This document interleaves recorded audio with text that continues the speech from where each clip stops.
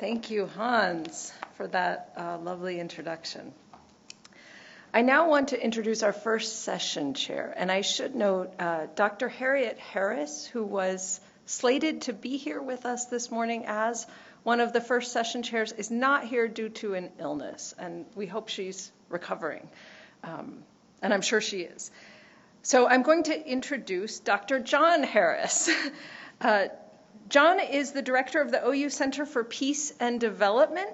He has a long record of research and service learning programs in Africa. He is also an associate professor here at OU in our regional and city planning program. And he holds a PhD in planning from Florida State University. Welcome, John.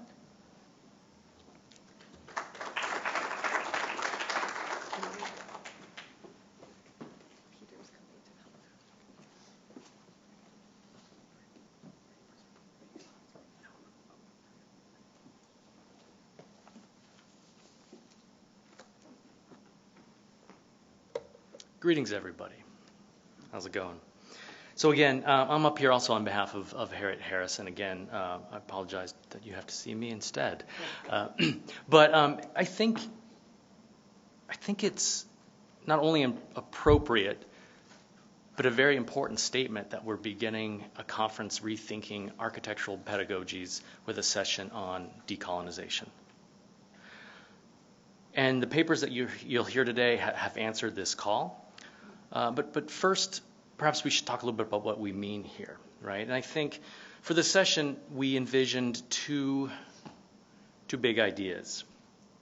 First, architecture is an epistemologically diverse pursuit, right? We draw upon all kinds of sources for knowledge, for processes, for methods. We draw on the humanities, the arts, the natural and social sciences.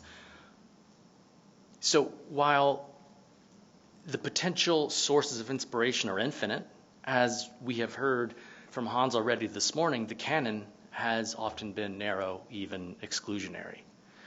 And so when we talk about decolonizing learning and practice, we're talking about new knowledge production.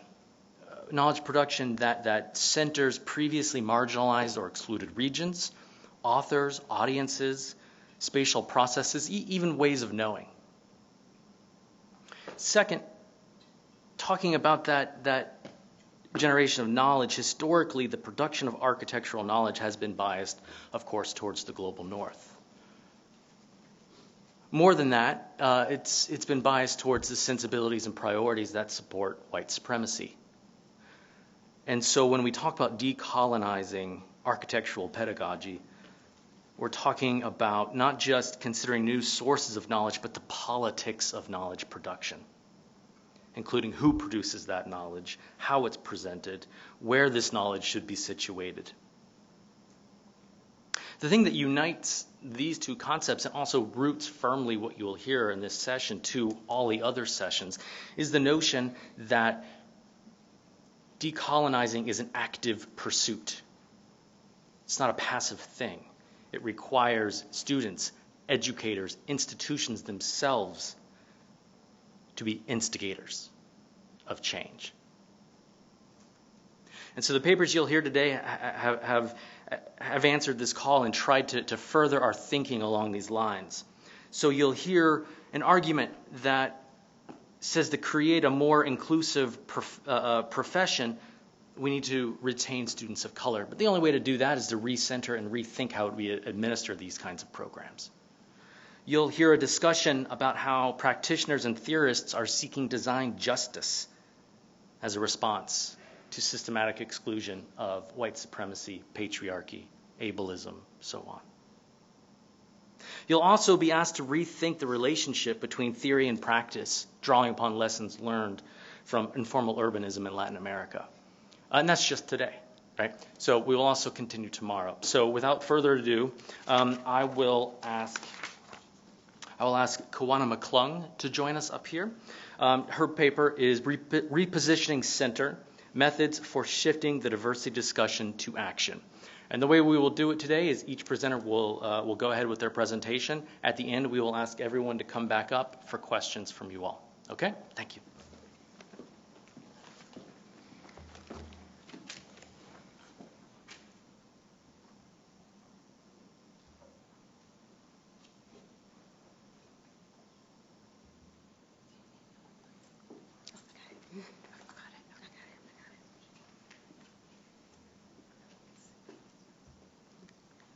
presenter. All right, I'll be able to see my notes. Great. Good morning. I guess I'm going to kick this thing off. But I'm Kawana McClung, and this paper will explore the layered and multifarious approaches taken at the UL School of Architecture and Design to attract, retain, and prepare students to practice in an ever-diversifying world. So in her book, When Ivory Towers Were Black, Sharon Negrete Sutton outlines how in the late 1960s, the Columbia University School of Architecture and Division of Planning and Preservation changed its recruiting methods and curriculum, responding to the heightened social climate of the time. This change led to a number of ethnic minorities receiving a world-class architectural education, while also giving legitimacy to a branch of design that addresses often ignored factions of the populace: collaborative, participatory, urban community design. During this period, the school saw a spike in their ethnic minority numbers, producing practitioners and scholars who have today become leaders in their respective areas.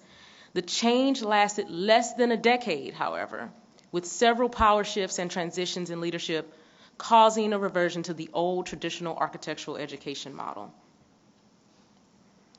It would be facile to posit that what happened at the Columbia University GSAPP was just a one-off or anomaly, a reshaping of architectural education linked to the need to respond to a politically and emotionally wrought time, caused by the demands of young activists to upper administration.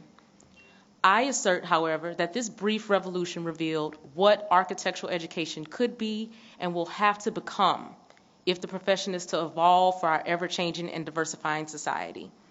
This sentiment was echoed by James Stewart Polshek, who was the dean of the GSAPP at the time, in the foreword of the book. If the profession seeks to attract a diverse workforce that can address the faceted needs and complexities of our increasingly multicultural society, methods for recruitment, retention, and education must also be complex and multifaceted. Engaging in discussions about diversity in architecture while continuing to center architectural education in traditional methods of consideration and delimited perspective is tautological. It must be acknowledged that the profession's representational disparities are intrinsically linked to the ways that the profession is branded, the way aspiring designers are recruited, the methods by which students in schools of architecture are retained, and how pedagogies dispose students to serve the public. In this presentation, I will discuss various methods for pushing the discussion about diversity within architectural education and the profession to action, which I believe requires a repositioning of how we think about, administer, and frame architectural education as a whole. Architectural education historically has focused primarily on Western ideas of built form, with Western architects largely used as the canon of architectural education. According to Paul Pratt, the 17th century saw the end of the original educational model for aspiring architects, the guilds, the apprenticeship systems, with Italy developing the academies of Rome and France following suit with the School of the Beaux-Arts. In the United States, architectural education and practice has continued this format, mostly dominated by the white male phenotype, and developing under the auspices of colonial ideas of power and social order. I ask, how can we expect minority students to form their identities as designers and find their place in the profession if they cannot even find themselves within the studio formats, the curriculums, or the canon of architectural education? I do not suppose that they cannot appreciate learning about these bastions of great architecture. What I suggest is that because of these stories of architects that look like them are not highlighted, and in some cases are not even mentioned in schools of architecture, minority students are othered, simultaneously on display and invisible as future designers. Awareness of architecture as a possible profession for minorities cannot flow down from the profession to architecture schools and finally to K through 12 students if architecture schools can't retain and graduate minority students. Recruitment of minority architecture students requires engagement on multiple fronts. Young prospective designers must see professionals that look like them. They must engage with architectural educators and students they identify with. And due to a general limited awareness among young people about what architecture is, time must be taken to explain to them the discipline and the nature of the profession. Creating a more inclusive profession requires the retention of minority students, ensuring they receive mentorship through to graduation. Retention should be addressed by building a culture of inclusion and empathy within studios, championing the efforts of student organizations, and altering pedagogical approaches to allow for divergent perspectives. Student organizations can play a large part in retaining minority students if engagement is fostered by both students and faculty. Student organizations like the American Institute of Architecture Students and the National Organization of Minority Architecture Students can harness their collective social capital within schools of architecture to reverse the recidivism rates of minority students. Mentorship, curriculum, and equity are all equally important for retaining minority students. The most common phrase that I hear from my minority students that they get from their professors during one-on-one critiques is "keep going," which leaves many of them feeling that bias is getting in the way of them receiving effective critique. Having equitable critique policies and an active, engaged mentor could go a long way towards alleviating these students' concerns.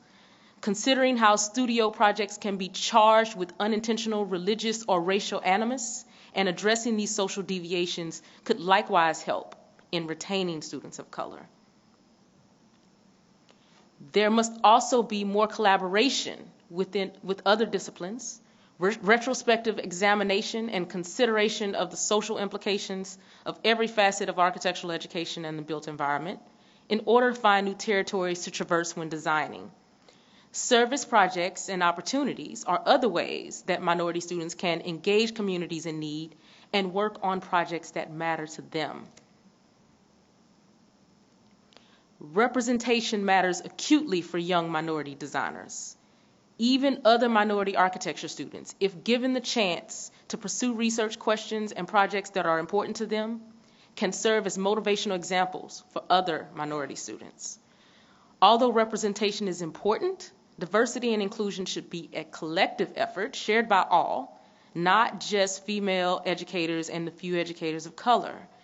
Faculty support of divergent architectural perspectives allow for both conceptual and actual representation while furthering diversity and inclusion efforts.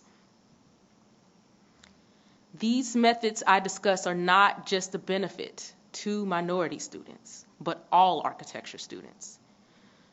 3 years ago, I created a new course called Diversity and Equity Issues in Design, which highlights the intersections between social issues and the built environment, while also engaging students in retrospective review of the built, the concept of universal design, and the social considerations of global practice. Changes in curriculum to offer a multi-perspective view of the built environment and how different people interact and relate to it would foster in all students a well-rounded, comprehensive, socio-spatial understanding of the built environment, thereby causing students to be more thoughtful in their future design decisions. Diversity and Equity Issues in Design is a required graduate course in which students discuss assigned readings, complete case studies, and break out into groups to discuss relevant issues. The topics listed here are all addressed and discussed from the perspective of architectural education, design, and professional practice.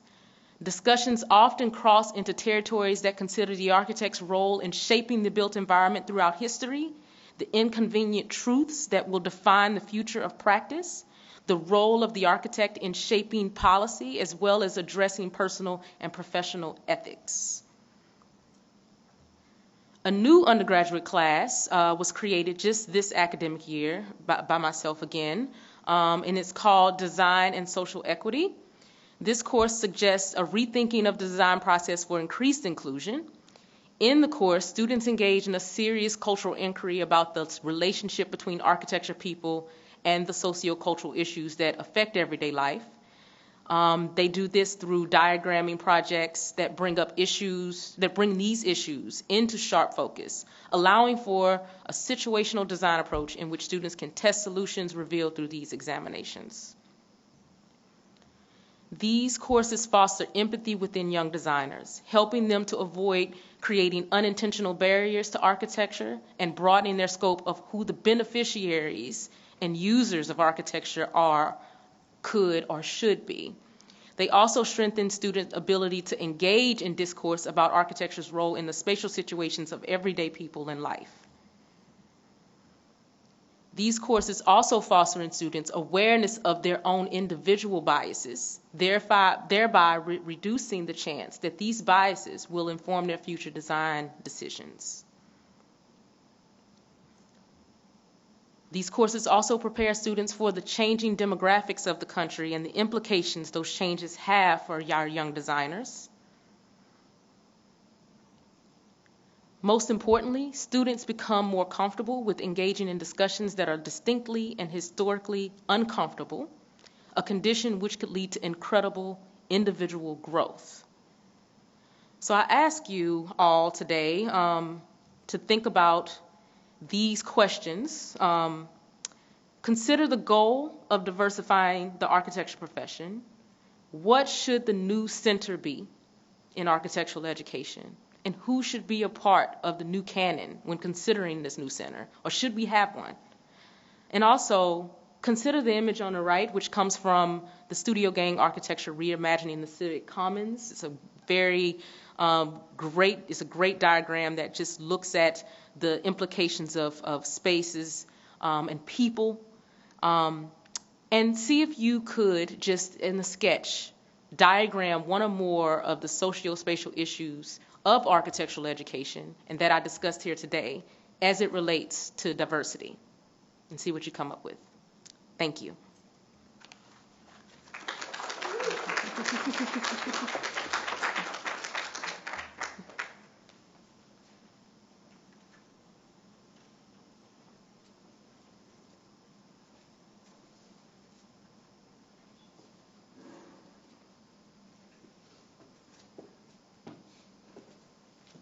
All right, thank you. Next, we will hear from R. Chris Damrick. He is with the Collaborative Design Workshop. His paper is Decolonizing Practice, Teaching Design Justice as Self-Determination. Welcome.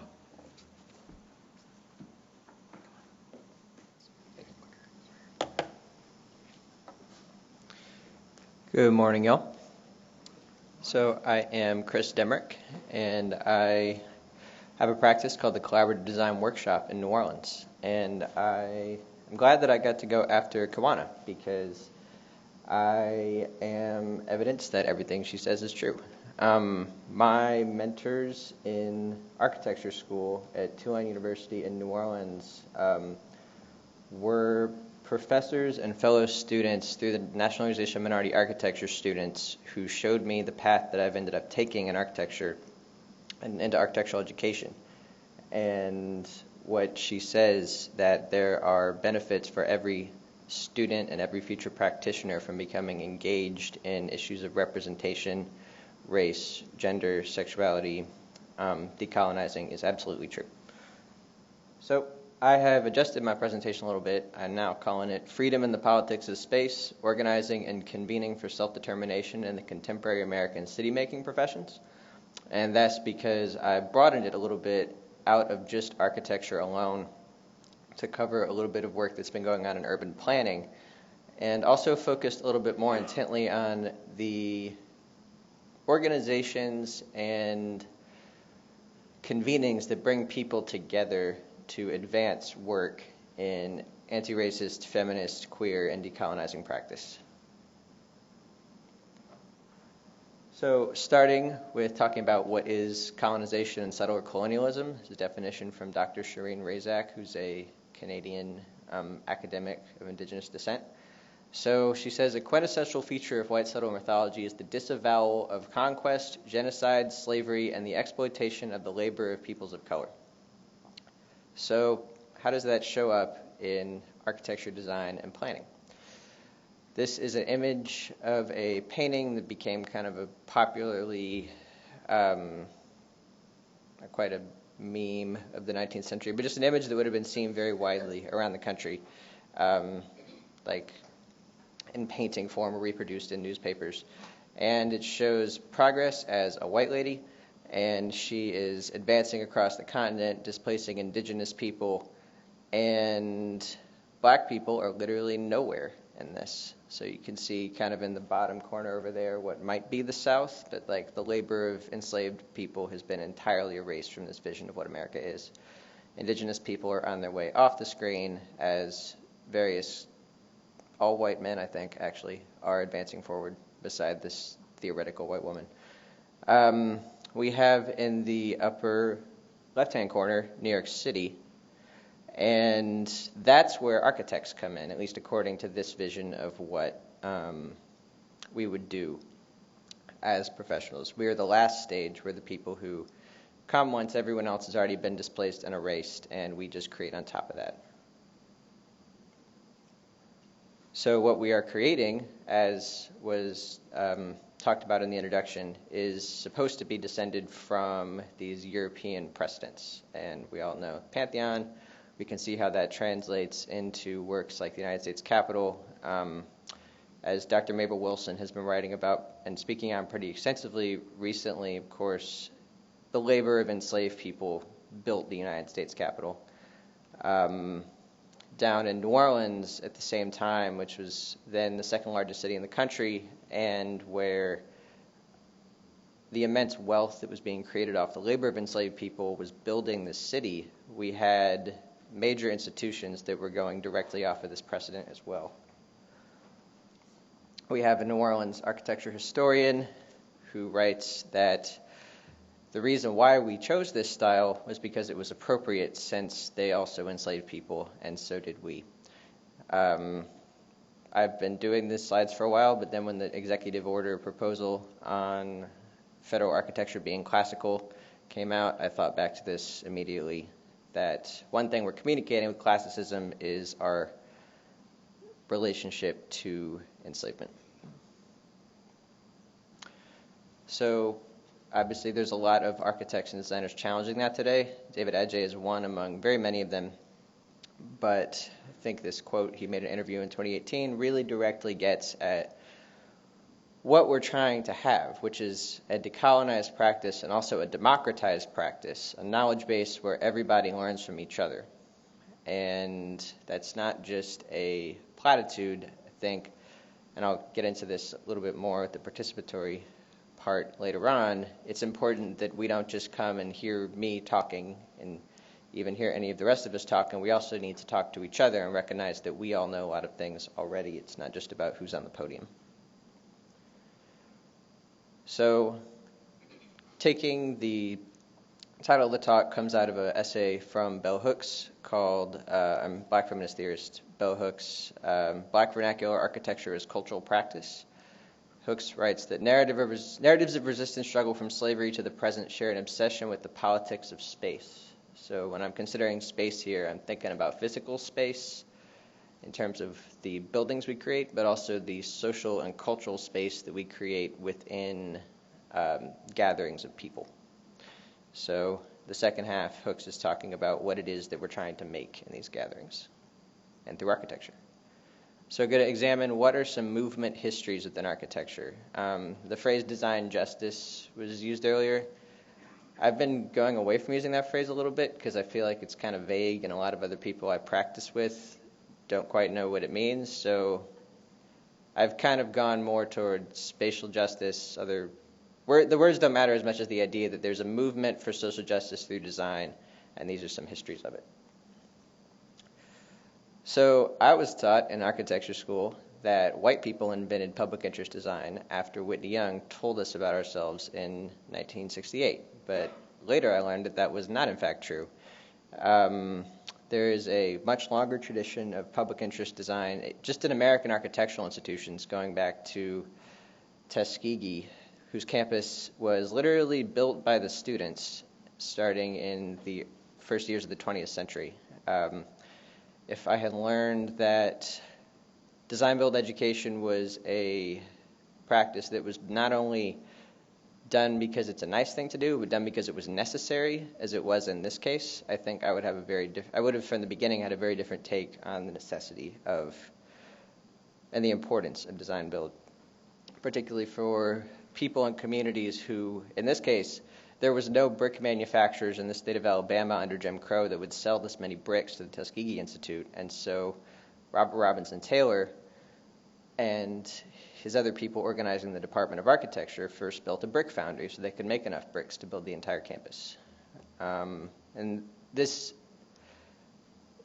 history is very ingrained into what they do at Tuskegee, and I think it's important to recognize, too, that there's Tuskegee and there's also 8 other HBCU architecture programs that also, when I was in undergrad architecture until almost the very end, knew nothing about. I just did not learn as an architect at a white institution at Tulane that there were even HBCU architecture schools, and have struggled with that as I've had to tell professors and administrators at Tulane that now as an alumni, as we're trying to boost recruitment of black students and other students of color, they just don't know that. They've been professors for like 25 years and don't know there's black architecture schools. So the students who came through these schools created some really wonderful works, and those works subvert what we think of as a typology like public housing. We know it as Corbu came up with this thing, and then we just slapped it across all these American cities, but that's not in fact true.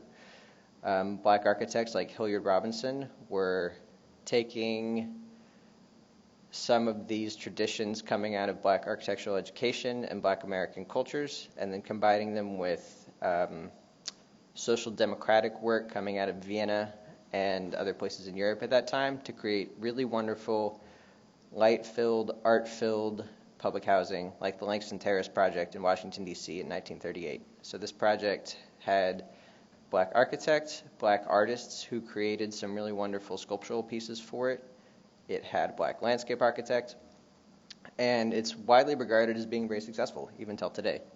So it's one of several examples of this first generation of public housing that was humanizing, and it's important that when architects recognize the humanity of the people that they're designing for, you get better work.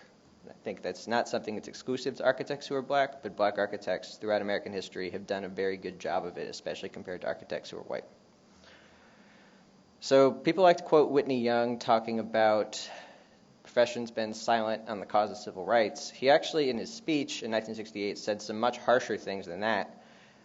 And I get why the AI doesn't like to quote the harsher things. One of those was that architects helped create a white noose around the black city. And there he's saying, I think, that we are somewhat complicit, if not active, in contributing to black death and the destruction of black spaces in American cities. Responses to that, as Kawana talked about, included the Architecture Renewal Committee in Harlem, which, when Young spoke, had already been organizing for several years, community-based collaborative design and planning in Harlem and New York City. After the assassination of Martin Luther King and into the Black Power era, it became more politically aligned with the Black Power movement, which is a fascinating example that is related to what happened at Columbia, but also goes even farther than that. Brian Goldstein, who's an academic and author, has great writing on that subject. At that time, there were even some white architects that responded to what was going on. One group is called the Architects Resistance, who had a campaign that was this particular picket was at Skidmore, Owings & Merrill in 1970, targeting them for designing a office complex in Johannesburg for an American corporation. They stated that architecture for racists is racist architecture, which I think is a statement that has a lot of resonance today, thinking about the government and the presidency. But I'd never heard that phrase until throughout all of architecture education either. Would have been nice too. A year later, the National Organization of Minority Architects was formally organized. NOMA was not the first black architectural organization, but it was the first which was able to remain in effect for about more than 10 years. NOMA was founded by 12 black male architects. From the beginning, it had women architects from both women practicing architects and the wives of the founders who contributed a lot to the work that it did. But as with the profession of architecture as a whole, it's still been predominantly male. And so has its leadership, though there have been more women leaders in recent years, including current president Kim Dowdell, who's great. Also coming out of the feminist movement, there was some great, similarly collaborative work. There's a project called the Women's School of Planning and Architecture that rotated around a couple Northeastern institutions, which was predominantly led by white women in the mid and late 1970s, but there was also a break-off group of that who thought that it focused too much on kind of bourgeois feminists thinking about what women's needs were. And so one of those groups created the Women's Development Corporation, which is a still existing affordable housing development management organization in Providence, Rhode Island, showing the possibilities of what interdisciplinary collaboration of architects who are practicing and explicitly for social justice, in this case feminism, can do. So this is a group of people, some of whom are the clients, participatory planners, and then some of the women who started the firm. 1980s and 90s saw advocacy around the Cold War and escalating military spending during the Reagan administration through architects, designers, and planners of social responsibility. After the end of the Cold War, ADPSR changed their focus to include boycotting prison design, which is, they were way out ahead on that from where I think a lot of the rest of the profession might be hearing about it now, particularly through the work of Deanna Van Buren, Designing Justice, Designing Spaces. But ADPSR was working on this back in the 1990s and early 2000s as well. And this is also questioning for whom architects do work and whether we can not do it, or whether our choice not to do it is a protest, which will come up again. We had efforts at design as social justice through volunteerism, particularly in the 2000s. So that's more of like the white school of public interest design. This particular house being built is through the Urban Build program at Tulane. The program was conceived before Hurricane Katrina, but after the destruction of the city and a lot of the region in 2005, and the just continued destruction that was created by the lack of an actual response by the government, there was a lot of volunteer architecture being done, including by institutions.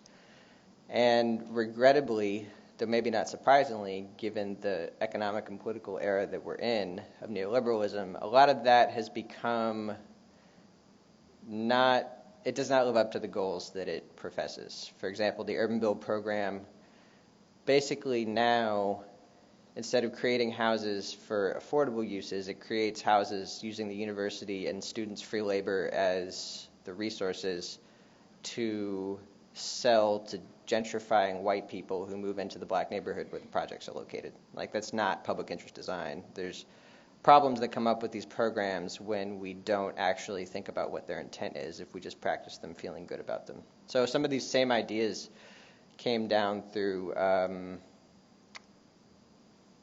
disaster response to the Haitian earthquake in 2010, and a lot of architects were able to work on some of these things, particularly because the financial crisis left many unemployed and underemployed.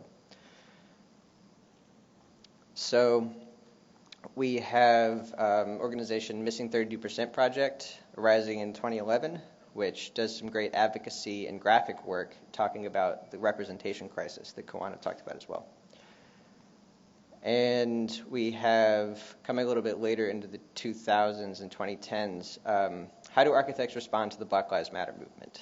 So architect Mitch McEwen, about a month after the shooting, proposes that architects, designers, and planners should respond to calls for racial justice because it's as much or more of a moral necessity as any of these other problems that we've thought about.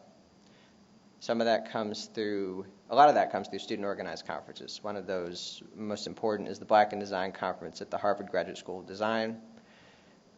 Starting in 2015 and going biannually since then.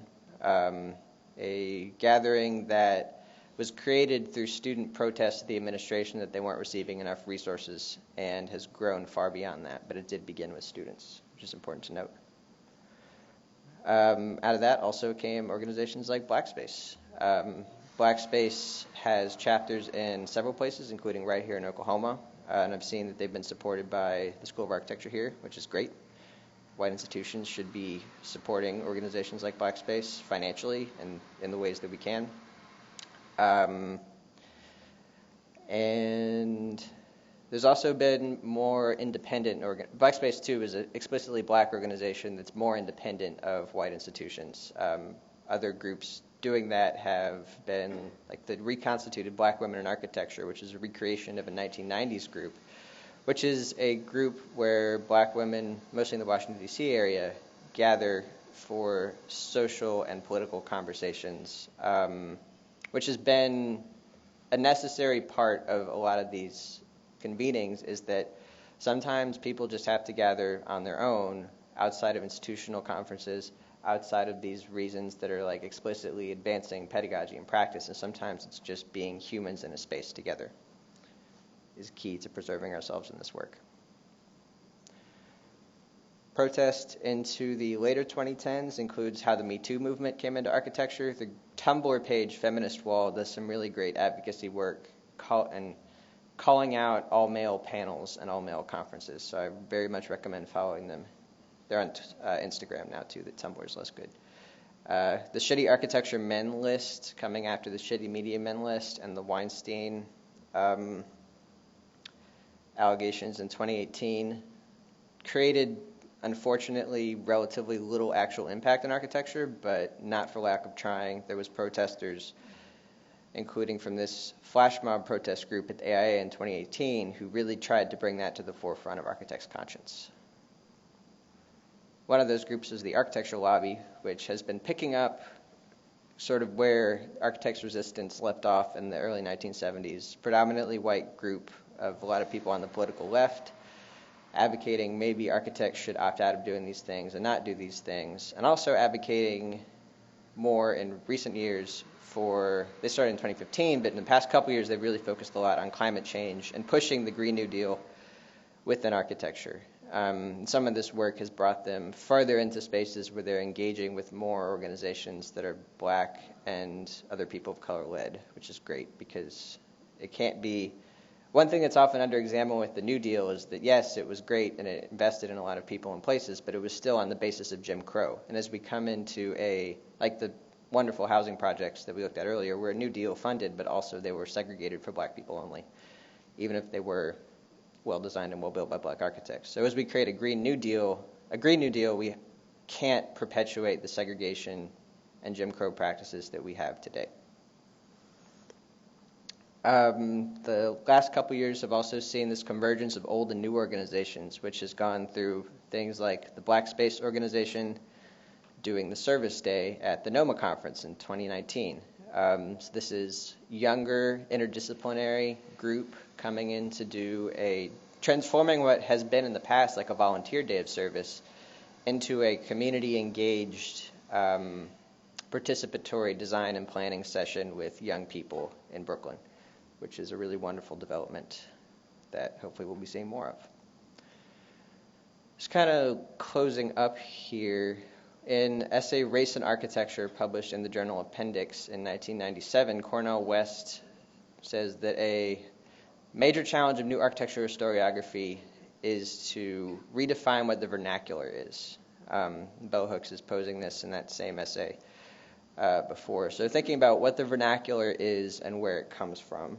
And I think a lot of that has to do with the people we learn it from. So these are some of the people who I've learned things from. It's everybody from things that are relevant to my architecture and design practice. And that Bell Hooks in that essay talks specifically about how her grandparents taught her a lot about design and space. My grandmother, who passed away in 2018, is on here because she taught me the history of my family's existence as Southern Jews during Jim Crow. And that's essential to how I practice. I did not learn about that in architecture school, but I have to recognize that she taught me as many important things about how I work as an architect and designer as many of these actual architecture professors on here.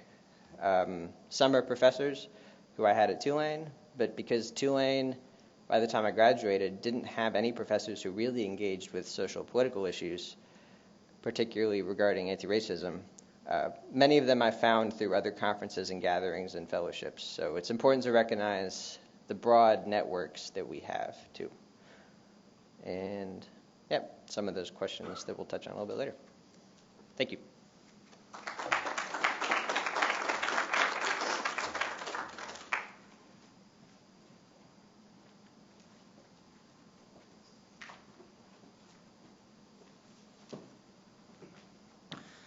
Thank you, Chris. Next up, we have Gregory Marinek from the University of Cincinnati and Pablo Meninato at Temple University. And their paper is Intermediate Territories, Latin American Informal Urbanism as Provocation and Pedagogical Turn. Welcome.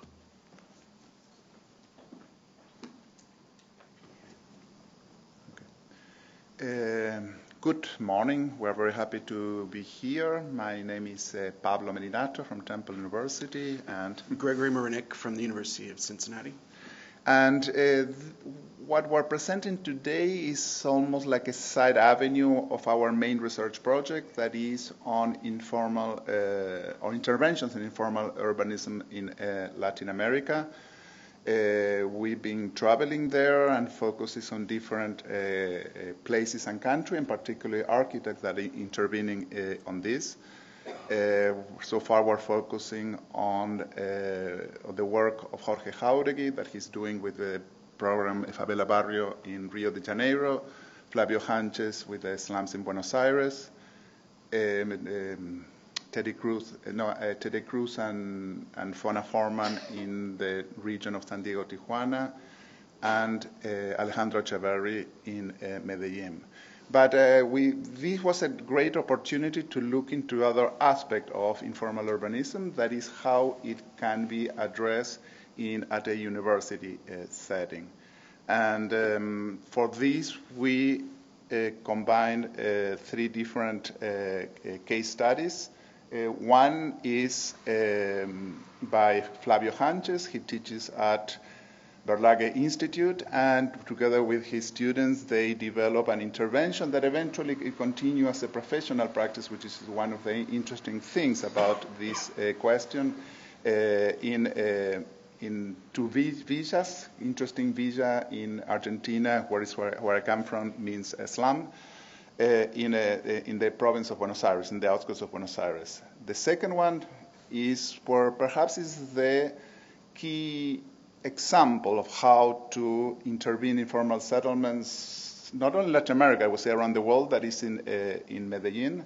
And one of the assistants of Alejandro Echeverri, Sebastián Bustamante, has been teaching many courses on informal settlements, so we're going to see that one.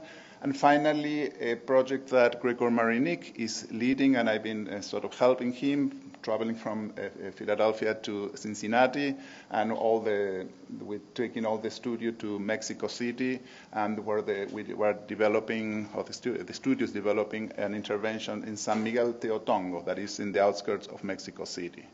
So we'll start with Flavio Sánchez. This is in Argentina, a project developed by the Vernacular Institute. And first I think it's very important to understand the context. What you see in red are the area where there is slums in Buenos Aires. If you can see where is the city of Buenos Aires, that is the actual district. But obviously Buenos Aires, you could think about sort of the large metropolitan area that is, it covers, it has a population of about 12 million people. It's interesting to know that 1/3 of the country lives in that area.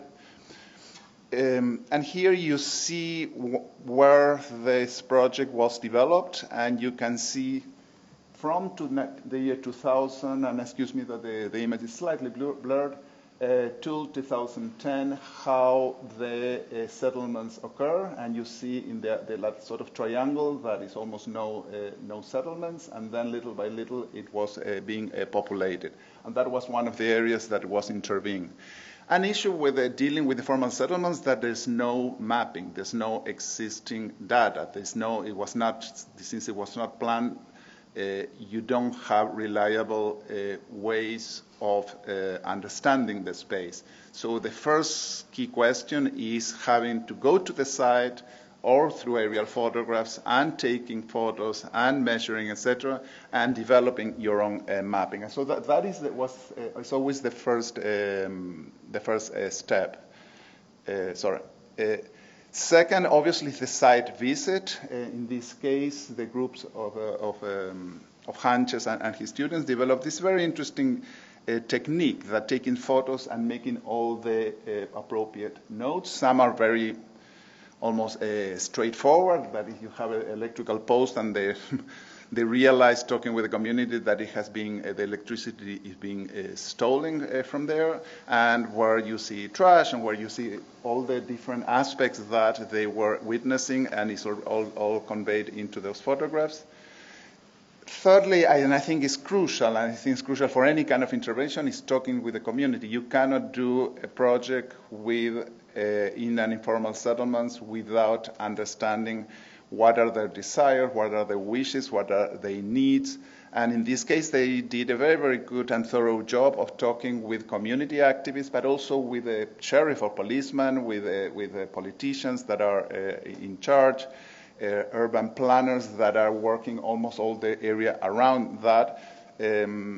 And finally, they arrived to the design proposal, which I thought it was very interesting. I said the rationale was, well, if there's no space to create a large school or a large healthcare, that was the two main desires or wishes or needs of the community, why don't we break it down? Why don't we sort of explode the program into different components, and sort of developing a sort of acupuncture urbanism, we can identify and infill those parts.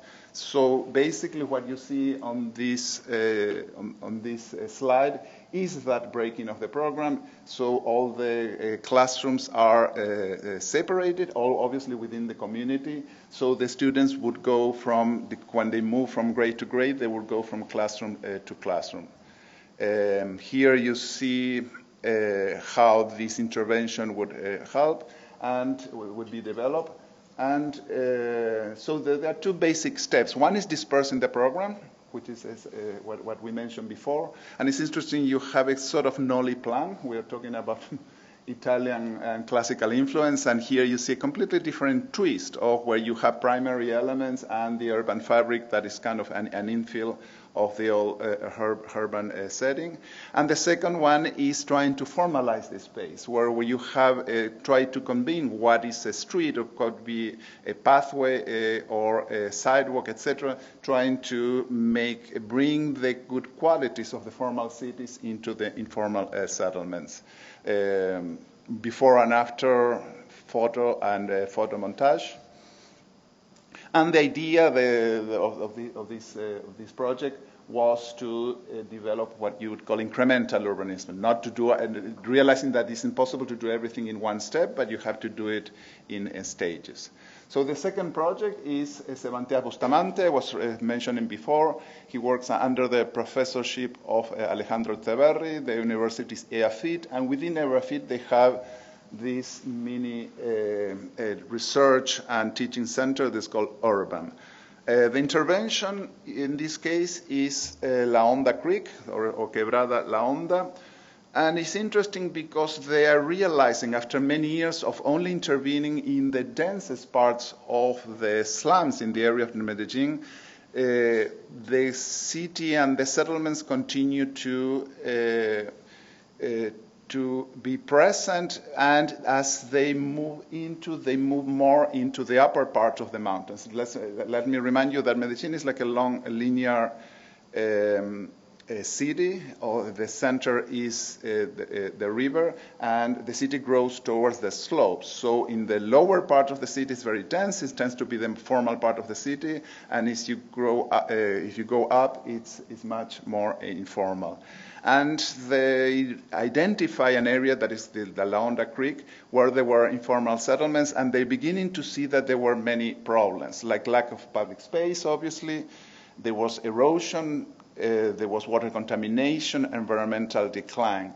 And I have to say, talking with Bustamante, they noticed that this is a new stage of their work, that so far they work only on offering urban solutions, conventional urban solutions and architectural solutions, and now they are incorporating into what they call social urbanism, questions such as water treatment, consideration of nature, landscape interventions, etc. So it's much wider scope. Just like in the case of Hanches, a key thing for developing this kind of project is to talk with the community, address the community, and listen their voices, their needs. You interpret what are their narrative, and develop the project taking into consideration that narrative. This slide shows a little bit how they broke the problem into these different parts, and water treatment initially, that obviously is very crucial. It deals to the life and the well-being of the population. Slope stabilization, obviously work on the hills. You have problems, and you need to stabilize how the dirt of the soil is dealing. And then focusing on public space, creating pedestrian walkways, wood bridges, overlooks, and finally a mini intervention that is the program, that is something that came from the community, that is the need from having something, what is they do. Most of the population that lives in urban settlements are people that are coming from the countryside, so in a way was addressing the need of continuing that and creating greenhouses that could also become residents. Here you see an interesting a proposal that it combines a community plant nursery, a community meeting place, and a classroom. So to have a multi-program space that could address all those issues. This is a section that develops many of these questions, how all these different forces can come together. And this is an aerial sort of, again, photo montage with developing how the relationship with informal settlements, and where the particular attention was focused on the well-being of the creek. So the next project, that is the one that we're doing, is going to be discussed by my colleague, Gregory Marenik. So Pablo and I actually met when we were teaching together at the University of Monterrey, and we had the opportunity to develop tactics there and actually explore the country with our fellow colleagues at UDEM and also our students. So that was part of our familiarity with Mexico, was in fact because we lived there for 2 years, and we were also connected to Mexico City already through a network of collaborators. We are currently working in San Miguel Teotongo, and our intention for this project is to feature it in a book alongside the work that we've showed you earlier, as well as other projects by architects that are working in this manner. And so this is Mexico City, a sprawling city, massive, one of the largest in the world, as you know. The intention of this studio was to, I teach in the graduate architecture program and the PhD program, the MS architecture program, and also the graduate architecture MArch program, which has a specific urban design studio. And so our students were students in planning at the doctoral level, doctoral architecture students, MS architecture students, and MArch students. So it's predominantly MArch students. It includes a 10-day embedded field research visit to Mexico City, which we just concluded. This is in process right now. The student travel was partially funded by internal grants. It includes field research specifically in San Miguel Teotongo, and we intend to actually work through that entire region of the city over several years. This will continue to play out, and we're looking forward to this. We're interfacing with local residents. This is among the first times any of our students have had that opportunity. There's a bit of a language barrier with most of our students, so Pablo and I, and also a couple of our collaborators, are helping to bridge that barrier. And it also is supported through Mexico City-based architects. The goals we're giving to our students are centered around the notion of water management, runoff, potable water, issues of a comprehensive but also incremental notion of what urban design can do, improved housing, improved walkability and transit access, resource reuse, and participatory implementation strategies. We're also interested in fostering this notion that the global north can indeed learn from the global south through multicultural practices. These are our students working in the city of actually specifically in the informal settlement. We had the students select provocations that they could engage with that they might be unfamiliar with. So one of the students actually selected shrines as his documentation. We had each student had two provocations with regard to their documentation of that phenomena as it unfolds across the landscape, and this young man actually selected the shrine. One of our students you see in the upper right-hand corner, that is in fact her site. So these are sites that we selected prior to being there, and Pablo and I actually selected them to actually enable the students to get a little further before we arrived.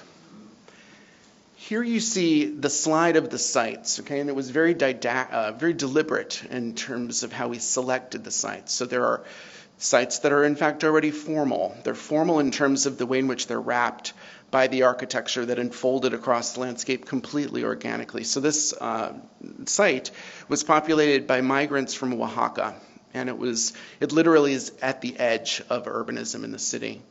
So the original settlers are in fact there, and we had an opportunity to meet them. You'll notice that there are direct interfaces with the different sites. That was, of course, intentional, so it would force the issue of what urban design is, right? It's not objects. In fact, it is systematized, and the students were they are indeed finding this as the goal of the project through their natural interactions. Here's some of the original drawings that the students have begun. We are actually located in the vicinity, right between the areas that are noted as 1, 2, and 3. This is in fact the site. Very difficult to find existing mappings of the area, so our students are doing original mappings. Some of them are here. You notice that is probably the first time a true water flow diagram has existed for the neighborhood. We could never find any of this information. So our students are piecing it together from multiple sources. And here are our students back in studio in Cincinnati working through their proposals. We'll wrap this up. Yeah, and just to wrapping up, this is mostly are the same conclusions that we are arriving, examining informal settlements that are being intervened right now. And all the cases, and we're talking about Jauregui, about Hanches, about Echeverry, and about Teddy Cruz, their original projects were developed from the university. So that means university had a very, very important role here. Obviously, there's no client official that would commission this kind of projects, so they need to be developed through us, a school initiative. Second, that obviously that we've been insisting is the intense analysis of the context. You cannot go and take a photo from somewhere like it would be a regular lot and you make the project. You need to go there. You need to engage with the residents. You need to engage with the local community, establishing participatory channels. And one of the key takeaways is that I think it's a shift of paradigm that we saw through the 20th century. The main focus when we're thinking about developing projects for the people most in need was the key program was housing. And all the 20th century we think about housing, and now we see a shifting from housing into another kind of interventions, and also going away from formalism into activity-driven responsibles. Thirdly, or fifth in this case, is the consideration of everything is important, from a handrail to a walkway to a sewage infrastructure project, to a middle bridge. Anything is important, to a school, to anything that helps the well-being of the community is important.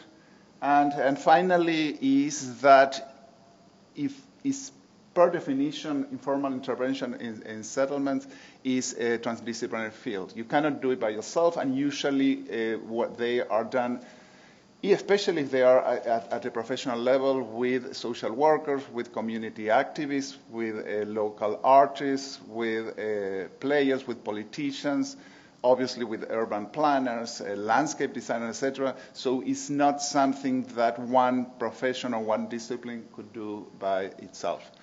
Okay?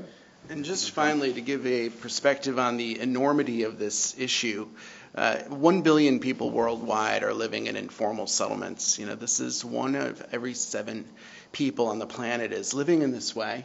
And so we're introducing this to our students. Where is your advocacy within this charge? And this phenomena is projected to grow by 2050 to 3 billion people worldwide. So this is a major issue for climate change and also social equity.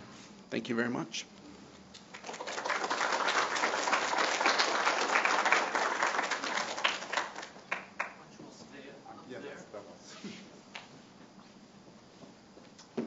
Thank you so much, and let's invite our other presenters up here to take the stage.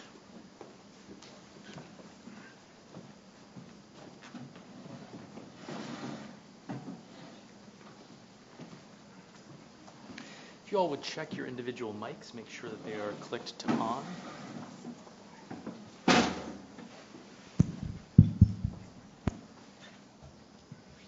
Hello. So we have a good amount of time for a little bit of discussion. I just have a couple of questions for you all, and then I will I'll step aside and we'll take questions from the audience. And so my first question is actually for both Kawana and Chris, and both of you emphasized this idea that diversifying the canon, bringing in whether it's issues of representation or what have you, is important for all students of design.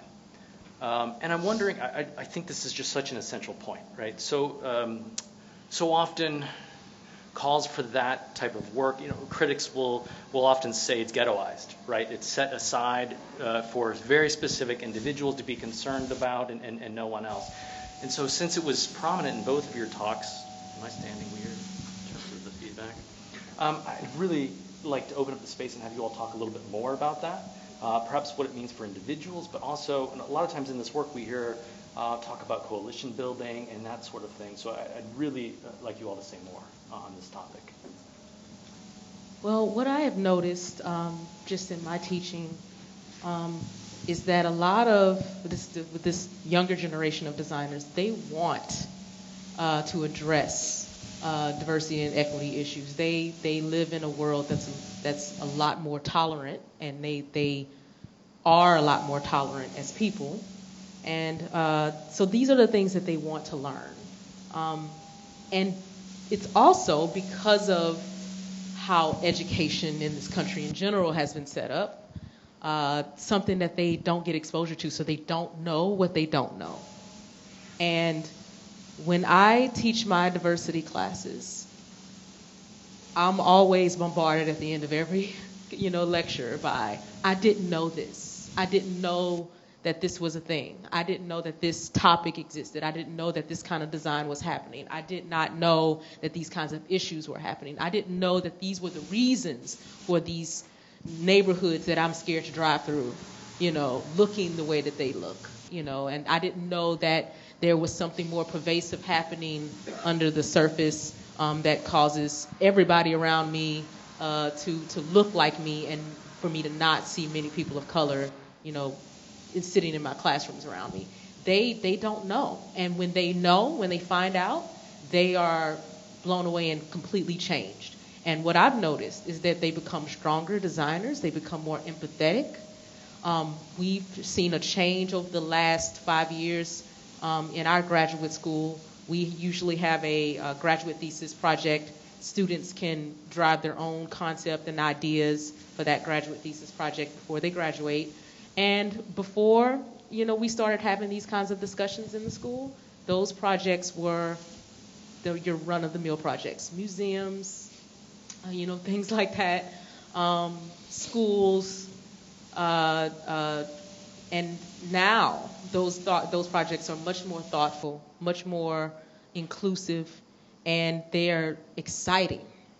And I think that is good for all students, especially, and you mentioned earlier that the architecture profession is diverse in what we do already, and it was incredibly concerning to me that we go out and we design for the public and we address, we're supposed to address the health, safety, and welfare of the public and for all people, and design for all people, yet many of our architects graduate from school not even seeing this other side, not exploring this other side, and knowing this underlying history and the reasons for why the built environment looks the way it is and performs the way it does, and creates barriers for certain people and opens up doors for others.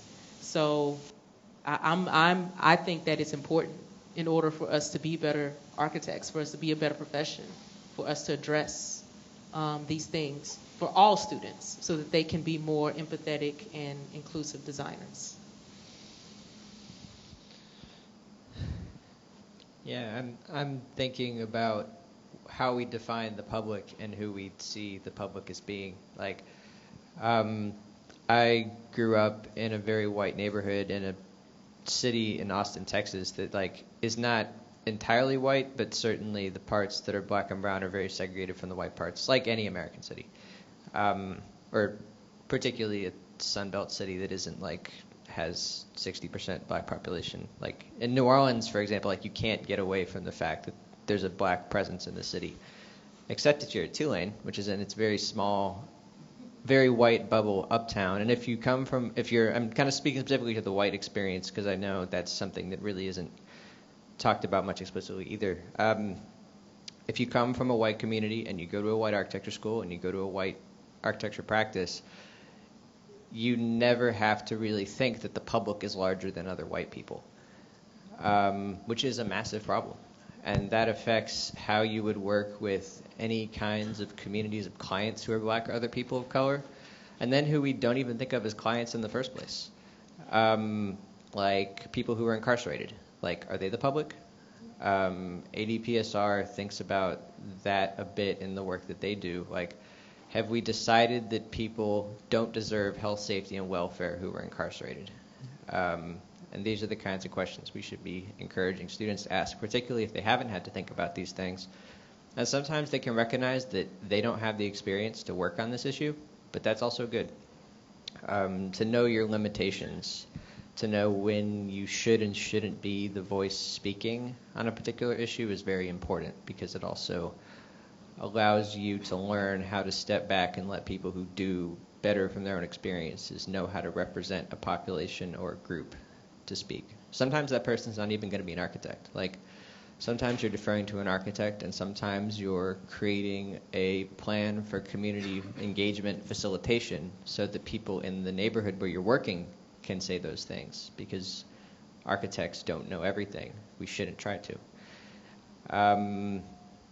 Particular thing about student projects that I was thinking about is that it's really sad to see how certainly predominantly white institutions, taking Tulane as an example, I'm sure it's not that much worse than a lot of others, but it's the one I know best, having recently graduated from there, and currently advising in an informal way the NOMAS chapter there, because there's not a faculty member to advise it.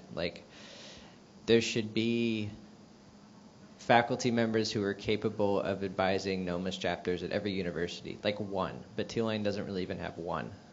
And a lot of universities might have a one, but that it's also that person's job to do so many other things. And so one particular thing that I learned from Dr. Sutton's book and from her work, which I'm so excited that she's here too. She's really great, and we all have a lot to learn from her. It's this idea of cohort hiring, that you shouldn't, and not just hiring but recruitment too, that no one should be the only one, that there should be people in groups, there should be resources directed to groups and not just individuals, because that's how we actually make change that lasts.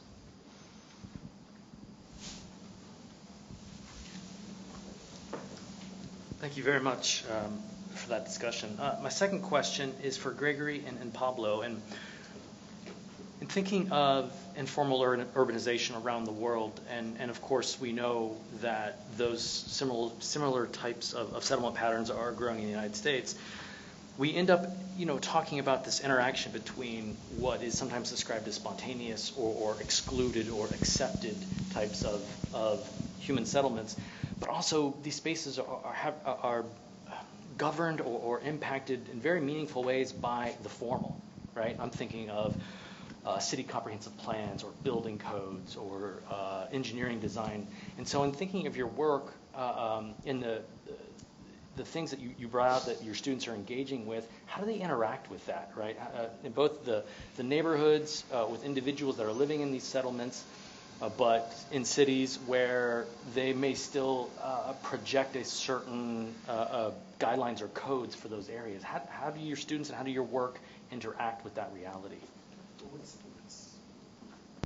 we go. What's interesting about some of the reactions is the way in which the students are translating their new understanding of the Global South to the Global North.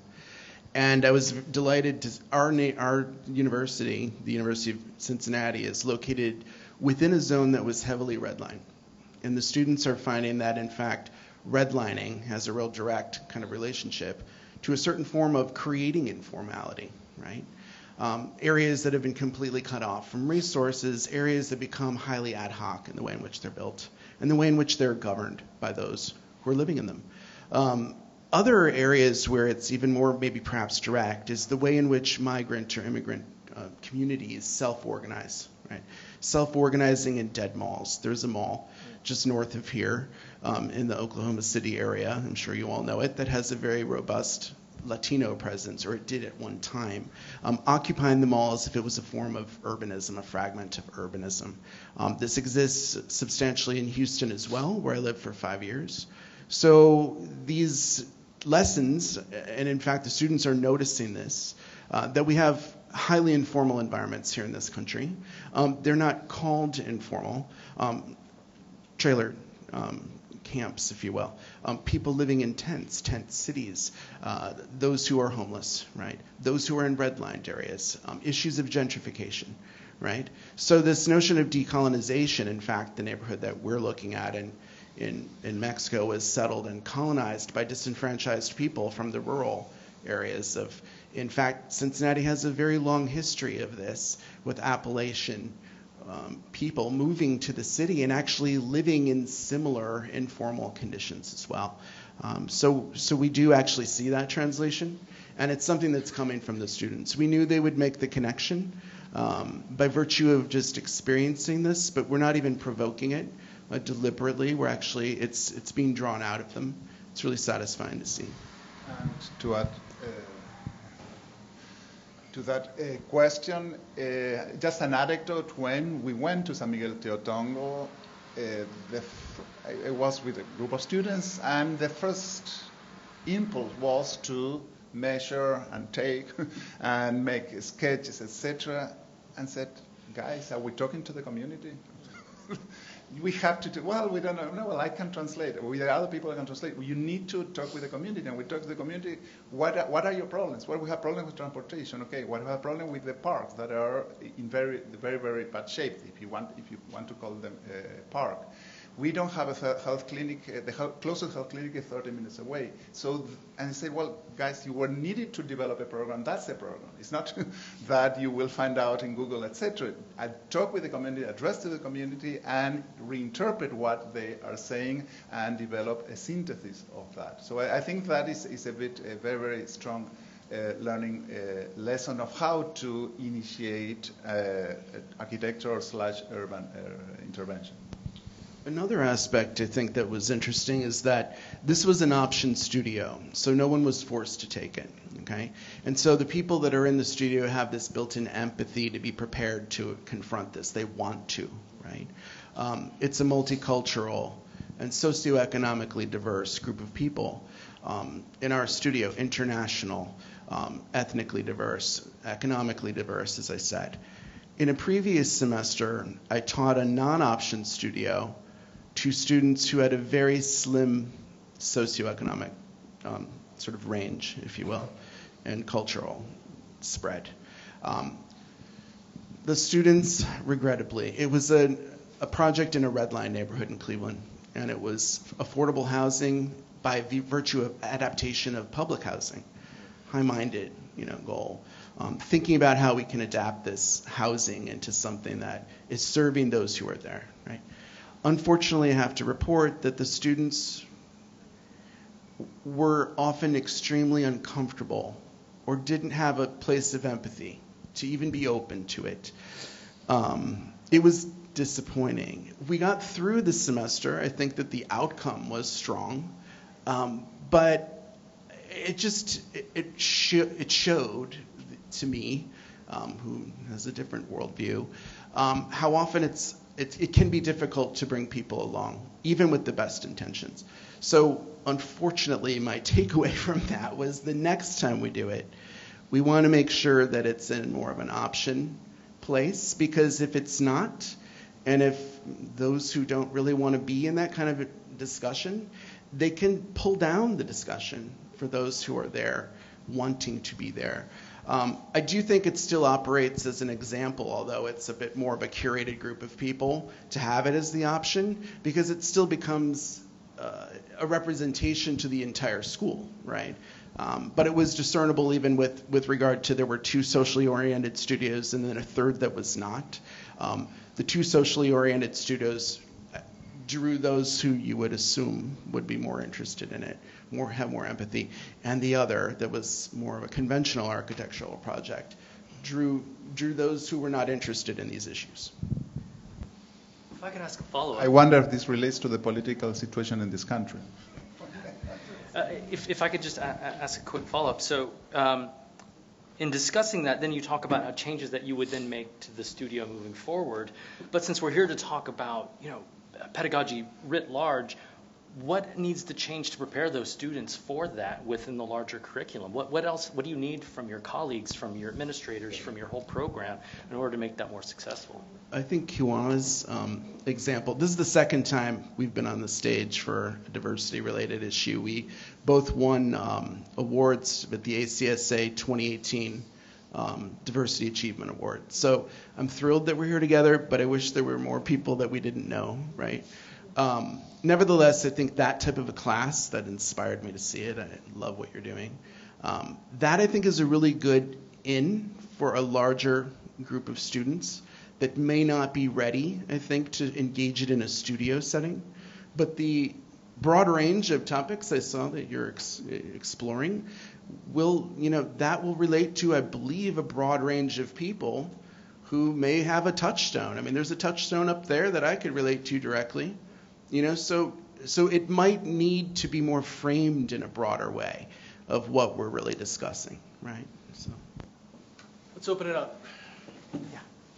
So just to be a little provocative, if I may, I noticed that most of the projects that you included in your presentations, in fact it's for all 4 of you, are projects that occur at the fringe in a certain way, right? They're at the lower income level, informal settlements, so on and so forth.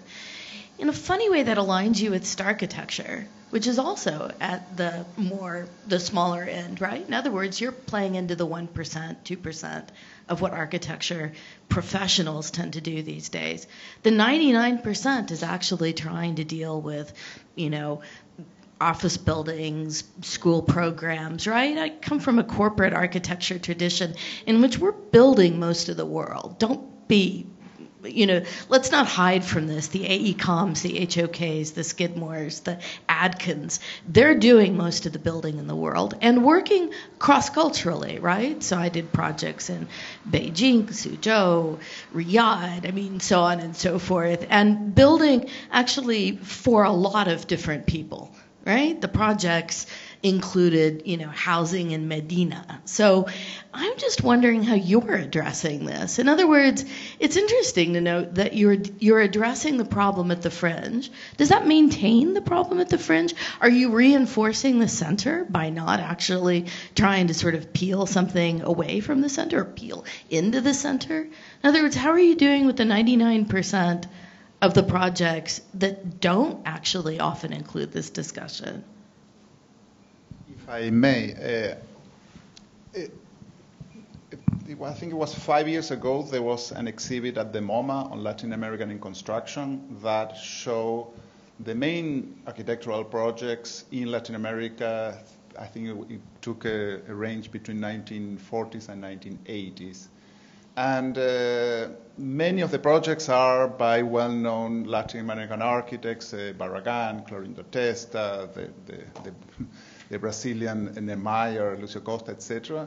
And none of those showed, in the whole exhibit, there was not a single image of a slum, like if the slums that don't exist. And they are, in fact, in Latin America, 1/3 of the construction is slum. So it seems like that slums are invisible, as if they don't exist. So the problem is, well, obviously you don't want the architects to build slums, but yes, you have to think how to intervene there, and for that you need the best architectural skills.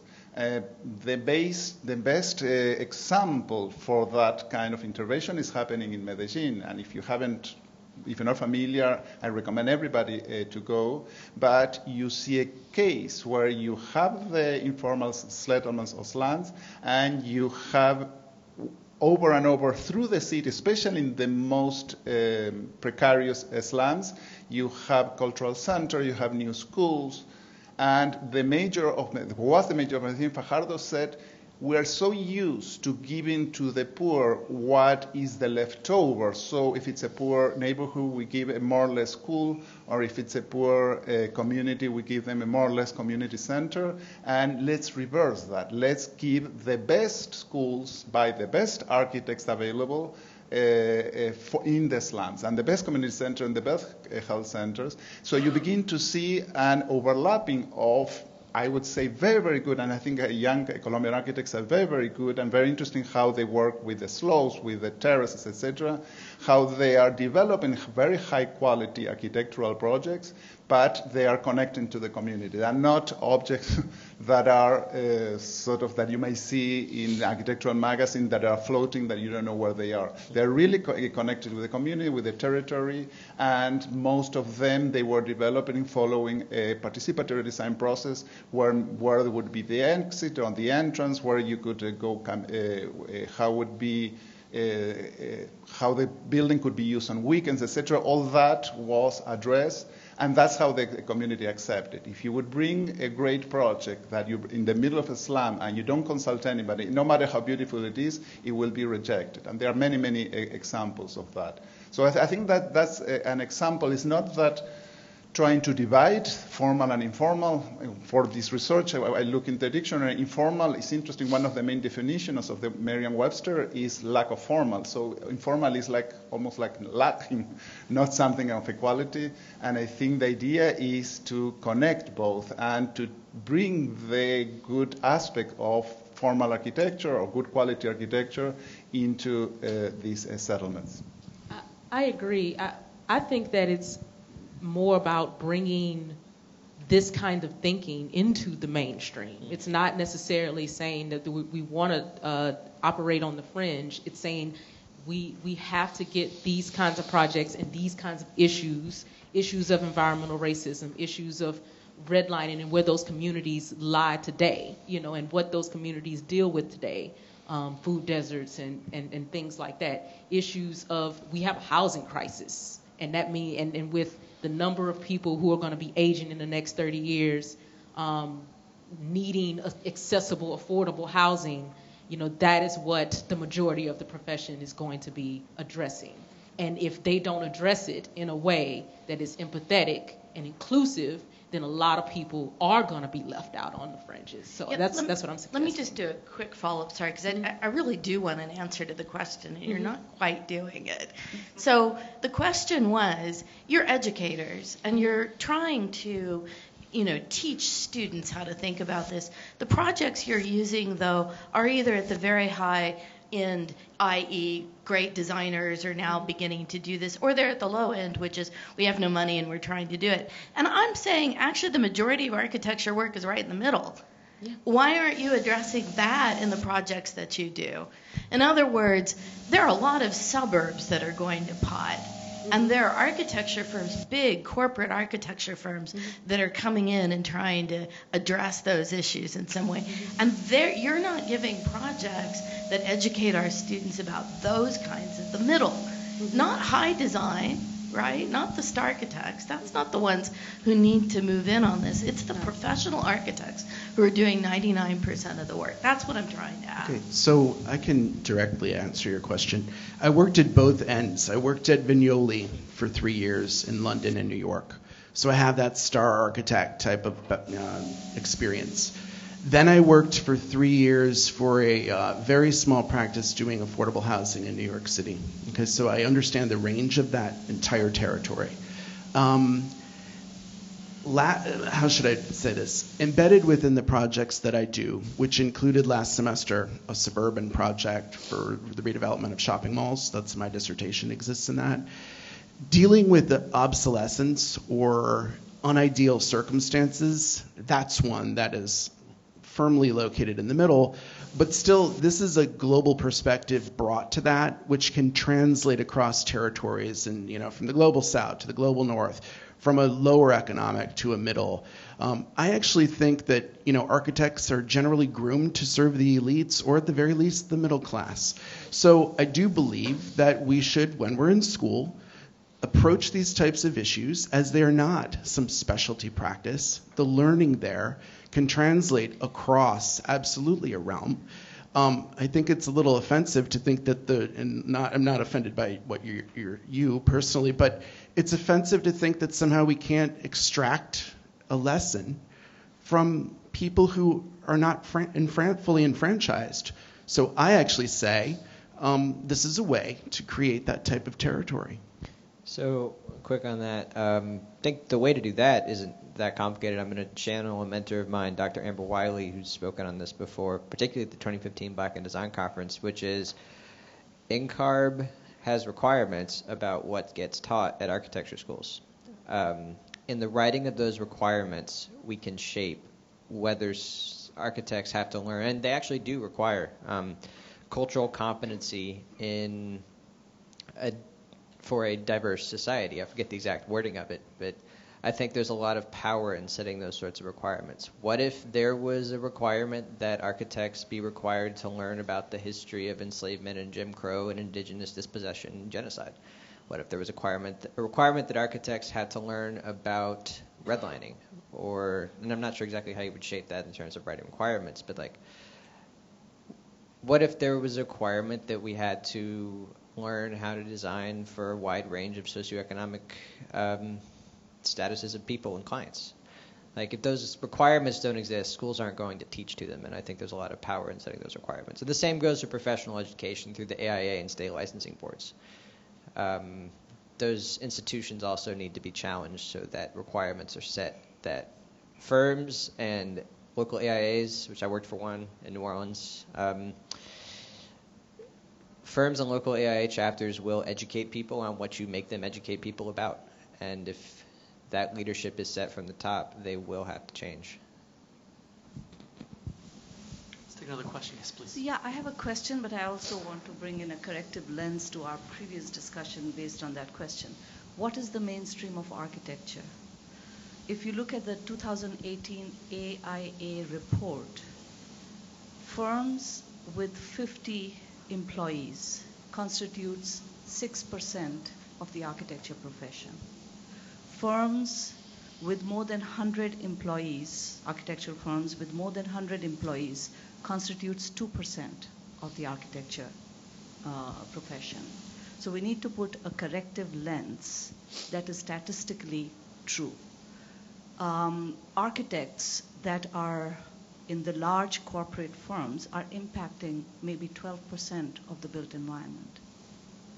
So that has to be there. We have to kind of reframe your answers to that corrective lens.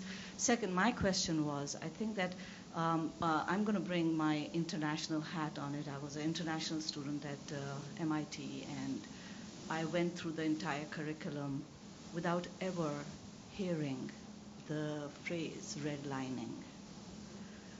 What is the responsibility of American colleges and universities to international students who come here to learn about American architecture?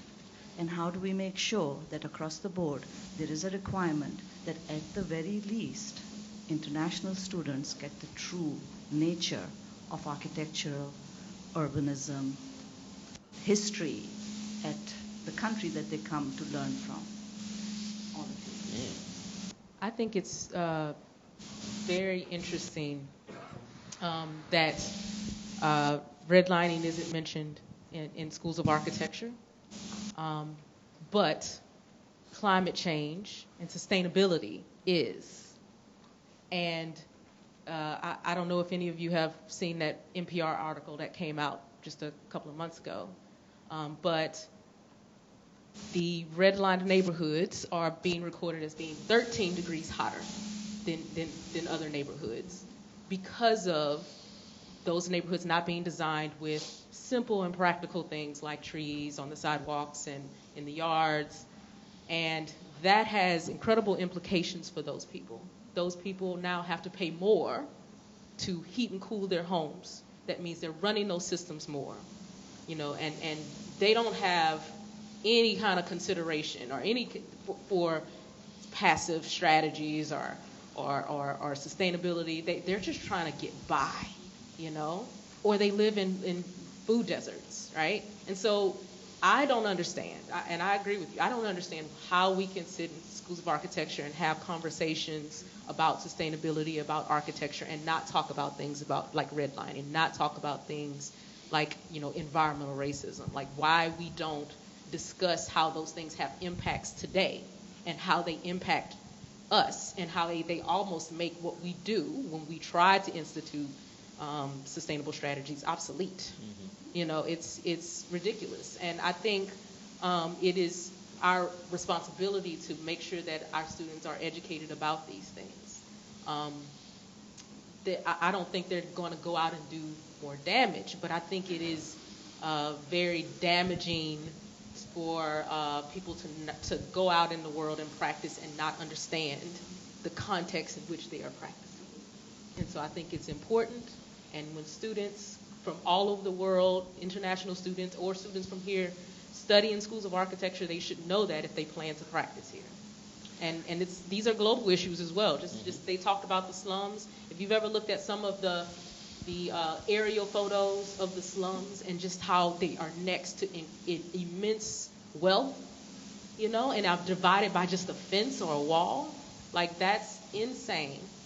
And there's somebody out there building it. There's somebody who took that job. And as architects, do we protest? If our job is to stand up for the safety and the welfare of the public and protect them, when do we say enough is enough? When do we stand up and say we won't add to this problem? It's no surprise to me your question that exists, that issue. However, sometimes I'm a bit removed from it because my first degree was in planning. And so I have this very deep social sciences background that I bring to teaching in architecture. My doctoral students in architecture, most of them for some reason are dealing with urban issues. One of them currently is from China, mainland China, and is looking at Chinatowns. And I told him, sure, you need to understand redlining if you're going to look at Chinatowns because these things are commingled. I actually think that architecture should learn from planning and invest that type of thinking into it. I always integrate it by virtue of my interest. I believe that an underpinning of a healthy society means that you have to think about people when you're designing. Of course, I've come to find, and this is something that because I don't have that, I have a different degree as my first degree, and then 2 degrees in architecture. Sometimes I have to hit myself on the head and say, oh, that particular lens, which is excluding the social content, is coming perhaps from people that don't have that foundation. So I do think it should be integrated, and I think there should be more connection between planning and architecture in a commingled class that can provide that. Can I say something regarding that? I was an international student in the early 80s, and when I went, not to MIT, but to Michigan State University, which is a public university, that was the first thing we learned, is redlining. So I agree with you. Urban planning, we need to break down the silos of planning and architecture and, commingle more. So unfortunately, we are out of time, but this has been, I think, a great session to start off the conference. Can you join me in thanking our presenters?